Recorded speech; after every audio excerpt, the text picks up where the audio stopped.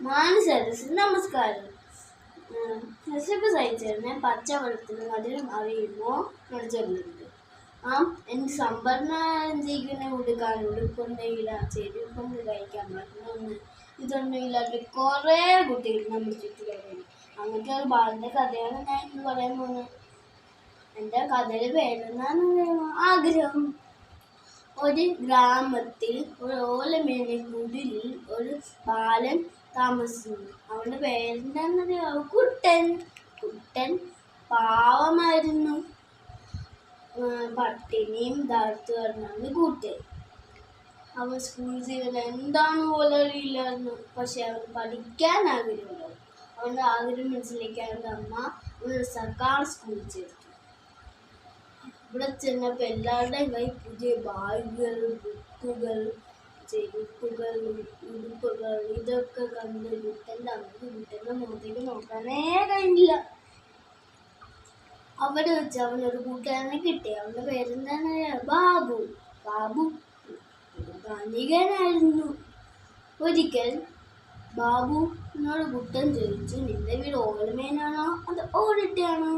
അപ്പോൾ ബാബു പറഞ്ഞു, എൻ്റെ വീട് മാളികപ്പുറമുള്ള വീടോ.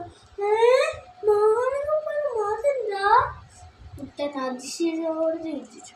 അപ്പോൾ ബാബു പറഞ്ഞു, നീ അങ്ങനത്തെ വീടൊന്നും കണ്ടിട്ടില്ല, എന്നെ ഒരിക്കൽ എൻ്റെ വീട്ടിലേക്ക് കൊണ്ടുപോകാം. അങ്ങനെ ഒരിക്കൽ അവർ ബാബുവിൻ്റെ വീട്ടിലേക്ക് യാത്രയായി. കുട്ടൻ ഞെട്ടിപ്പോയി. ഇതെന്താ കൊട്ടാരം പോലെ ഉണ്ടല്ലോ? കുട്ടൻ അതിശയോട് ചോദിച്ചു. അപ്പോൾ ബാബു വാതിൽ തുറന്നപ്പോൾ കുട്ടൻ പേടിച്ചു പോയി. അണ്ടകത്ത് അതേപോലത്തെ വേറൊരു വീട്. ആ വീടിൻ്റെ മുമ്പിൽ വലിയൊരു പട്ടിക്കുട്ടിയുടെ ഫ്രണ്ടിലോ വലിയൊരു പാത്രം നിറയെ ആകാറുണ്ട്. കുട്ടൻ്റെ വായി വെള്ളം പോയി.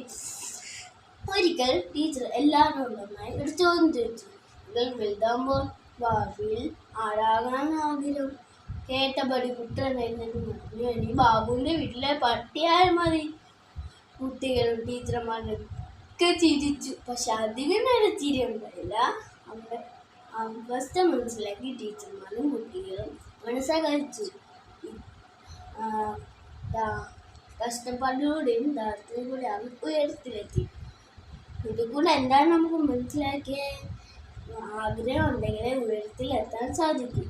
കുട്ടൻ്റെ കഥ നമുക്ക് ഗുണമായാകട്ടെ. നന്ദി, നമസ്കാരം.